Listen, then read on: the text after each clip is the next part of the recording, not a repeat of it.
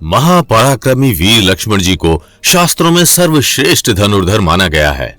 भगवान विष्णु के अवतारों को छोड़कर पूरे रामायण और महाभारत काल में कोई भी लक्ष्मण जैसा धनुर्धर नहीं था।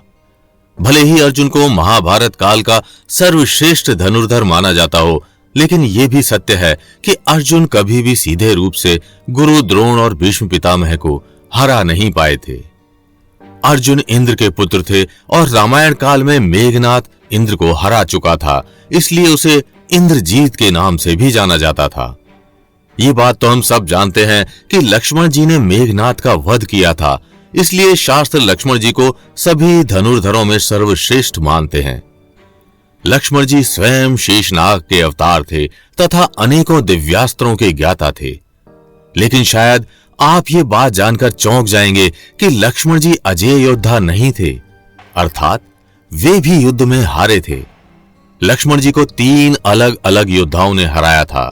तो आइए जानते हैं कौन थे वो 3 योद्धा जिन्होंने इंद्रजीत का मर्दन करने वाले लक्ष्मण जी को हराया। इनमें से एक योद्धा ऐसा भी था जिसने हनुमान जी तक को बंदी बना लिया था और सीधे श्री राम जी से भिड़ गया था। तो आइए जानते हैं रामायण की इन रोचक घटनाओं के बारे में। तुलसीदास जी द्वारा रचित श्री रामचरितमानस में हमें मेघनाथ और लक्ष्मण जी के युद्ध का वर्णन मिलता है। लक्ष्मण जी को हराने के लिए मेघनाथ ने हर प्रकार के दिव्यास्त्रों का प्रयोग किया, लेकिन वीर लक्ष्मण जी ने उसके हर वार को विफल कर दिया। आगे तुलसीदास जी लिखते हैं कि अंत में मेघनाथ ने लक्ष्मण जी पर शक्तिपाश का प्रयोग किया और लक्ष्मण जी मूर्छित हो गए। मूर्छित लक्ष्मण को देख श्री राम समेत पूरी वानर सेना में दुख पसर गया। बाद में हनुमान जी द्वारा लाई गई संजीवनी बूटी से लक्ष्मण जी की जान बचाई गई। वहीं महर्षि वाल्मीकि द्वारा रचित रामायण की कहानी इससे विपरीत है। महर्षि वाल्मीकि के अनुसार लक्ष्मण जी और मेघनाथ के बीच एक भयंकर द्वंद्व युद्ध हुआ जो 3 दिन और 3 रात तक चला था। बाद में विभीषण की सहायता से लक्ष्मण जी मेघनाथ को मारने में सफल हुए। अपने पुत्र की मृत्यु से क्रोधित हो रावण ने अगले दिन के युद्ध में विभीषण पर 3 भयानक बर्छियों का प्रयोग किया। लक्ष्मण जी ने अपने बाणों से रावण की तीनों बर्छियों को विफल कर दिया और विभीषण के प्राण बच गए।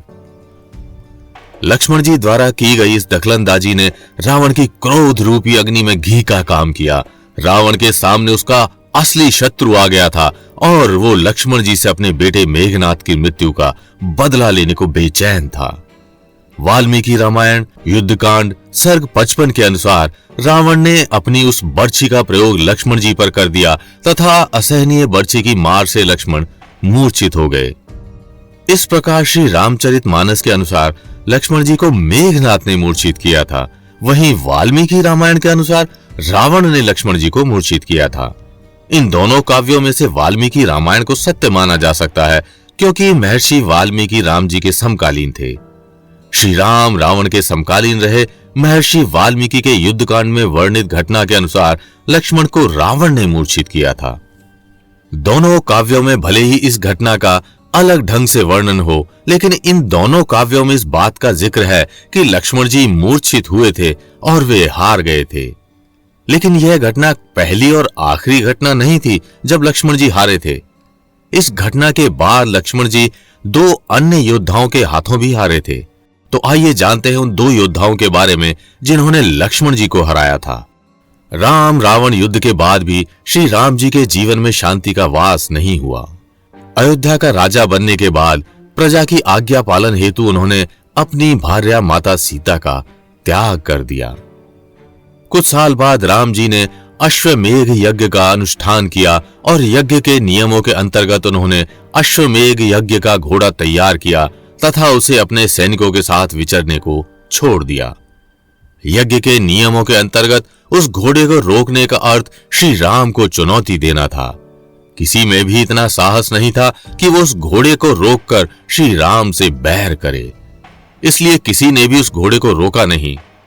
लेकिन जब घोड़ा महर्षि वाल्मीकि के आश्रम से गुजर रहा था, तब वहां आश्रम में पढ़ने वाले 2 छोटे ऋषि कुमारों ने अश्वमेघ यज्ञ के उस घोड़े को रोक लिया। जब घोड़े की सुरक्षा में तैनात सैनिकों ने ऋषि कुमारों को रोकना चाहा, तब उन कुमारों ने उन सभी सैनिकों को हराकर उन्हें मूर्छित कर दिया।